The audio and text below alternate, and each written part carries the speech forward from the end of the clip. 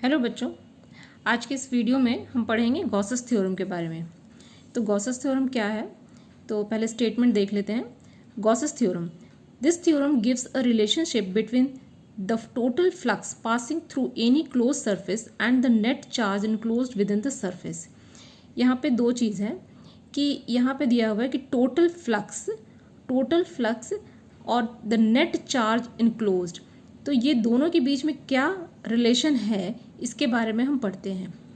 तो यहाँ पे इस रिलेशन को इस तरह से यहाँ पे लिखा हुआ है कि phi E equals to integral E vector E dot D S vector D S equals to Q by epsilon naught. तो ये गॉसेस थ्योरम का ये एक मैथमेटिकली एक्सप्रेशन यही है और इससे हम बहुत सारे न्यूमेरिकल भी सॉल्व करते हैं। लेकिन इसे समझने के लिए सबसे पहले हम थोड़ा सा कुछ डायग्राम की हेल्प लेते हैं। मान लेते हैं कि ये क्यू चार्ज है। तो आपने शुरू से ही कूलम्स लॉ से पढ़ा है कि कहीं भी कोई अगर चार्ज पार्टिकल है, किसी भी तरह का चार्ज पार्टिकल, ये क्यू है, यहाँ पे कितने भी अमाउंट का चार्ज हो सकता है, 2Q 3Q 1 कूलम 2 कूलम कितना भी हो सकता है। यहाँ पे मान लेते हैं कि ये क्यू चार्ज यहाँ पे है और ये किसी क्लोज सरफेस के अंदर में है। तो कहीं भी चार्ज पार्टिकल होता है तो उसके आसपास में इलेक्ट्रिक फील्ड जनरेट हो जाता है, ई इलेक्ट्रिक फील्ड। इसके चारों ओर एक इलेक्ट्रिक फील्ड मीन्स कि आप एक बॉल इमेजिन करें, स्फेयर इमेजिन करें कि उसके चारों ओर एक इलेक्ट्रिक फील्ड का एक एरिया बन जाता है, स्पेस बन जाता है। तो यहाँ पे इसी तरह का एक स्पेस बन जाता है।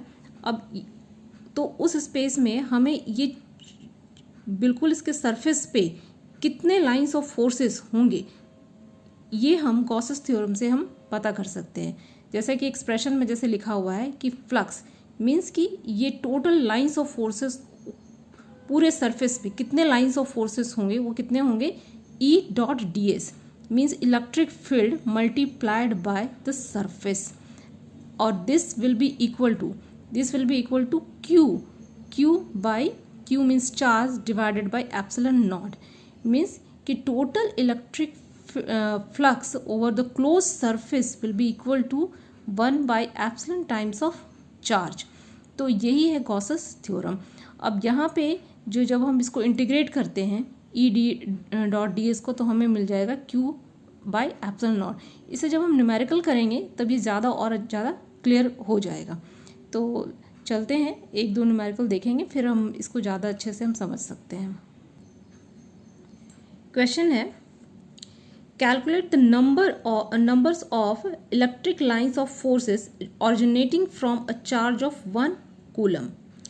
यहाँ पे हमें numbers of lines of electric lines of forces हमें कैलकुलेट करना है, मीन्स कि फाई कैलकुलेट करना है और हमारा गिवन है, दिया हुआ है 1 कूलम चार्ज। तो हम कैसे करेंगे, तो सबसे पहले हम डायग्राम को रेफर कर ले, सेम उसी डायग्राम पे आते हैं। अब यहाँ पे क्यू है, यहाँ पे 1 कूलम दिया हुआ है और इसके चारों ओर कितना फ्लक्स बन रहा है, कितने लाइंस ऑफ फोर्सेस हो रहे हैं, ये हमें पता करना है।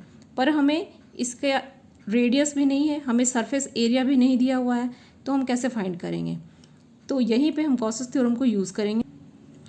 तो गॉसेस थ्योरम को यूज़ करते हुए the numbers of lines of forces originating from a charge of 1 coulomb equals to electric flux through a closed surface enclosing a charge of 1 coulomb equals to q by epsilon naught equals to q के जगह में 1 coulomb हम लिख देंगे, 1 divided by 8.85 into 10⁻12।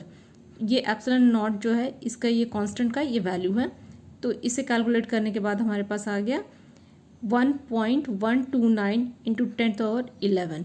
तो इतने lines of forces हमें surface पे मिल जाएगा। तो गॉसेस थ्योरम इसलिए क्वेश्चन को बहुत ही न्यूमेरिकल को आसान बना देता है। अगर हमें पता है गॉसेस थ्योरम, उसके कॉन्सेप्ट पता है, तो हम मात्र चार्ज से हम पता कर सकते हैं कि उसमें इलेक्ट्रिक फ्लक्स कितना होगा। तो दूसरा क्वेश्चन हम देखते हैं। इसी तरह का क्वेश्चन है कि a positive charge of 17.7 microcoulomb is placed at the centre of a hollow sphere of radius 0.5 metre. Calculate the flux density through the surface of sphere. अब इस क्वेश्चन में हमारे पास यहाँ पे पॉजिटिव चार्ज दिया हुआ है यहाँ पे हॉलो स्फेयर है जिसका रेडियस दिया हुआ है 0.5 मीटर, और यहाँ पे हमें कैलकुलेट करना है फ्लक्स डेंसिटी। फ्लक्स के साथ में यहाँ पे फ्लक्स डेंसिटी है through the surface of sphere. तो यहाँ पे हम सबसे पहले तो फ्रॉम द गॉसेस थ्योरम हम लिखेंगे flux equal to Q by epsilon naught equal to Q. Charge जो है उसको पुट कर दिया, एप्सिलॉन नॉट की वैल्यू 8.85 इंटू 10⁻⁻12। इसको कैलकुलेट करने के बाद हमारे पास आ गया 2 इंटू 10⁻6 न्यूटन मीटर स्क्वायर पर कूलम। अब फ्लक्स डेंसिटी का मतलब है कि टोटल जो सरफेस एरिया है उसके पर यूनिट सरफेस एरिया पे कितना फ्लक्स, कितना लाइंस ऑफ फोर्सेस है। तो उसके लिए हमें एरिया चाहिए, सरफेस एरिया चाहिए स्फेयर का। तो वो कैलकुलेट करने के लिए हमारे पास यहाँ पे रेडियस दिया हुआ है, तो रेडियस की मदद से हम सरफेस एरिया आसानी से कैलकुलेट कर सकते हैं स्फेयर का। तो यहाँ पे टोटल फ्लक्स से, जब फ्लक्स डेंसिटी कैलकुलेट करने के लिए टोटल फ्लक्स से जो ये आया हमारे पास में, इसे हम डिवाइड करेंगे area, surface area of sphere से। तो वो हमारे पास आ गया पाई आर स्क्वायर। यहाँ पे टोटल फ्लक्स लिखेंगे 2 into 10⁻6 divided by pi R square. तो इसे कैलकुलेट करने के बाद हमारे पास आ गया 6.4 इंटू 10⁻5 न्यूटन पर कूलम। तो ये हमारा आंसर आ गया फ्लक्स डेंसिटी का। आई होप आपको समझ में आ गया होगा। अगर किसी भी तरह का कोई डाउट है तो प्लीज़ कमेंट करें, और अभी के लिए इतना ही। मिलते हैं फिर नेक्स्ट वीडियो में नेक्स्ट क्वेश्चन के साथ में। Thank you.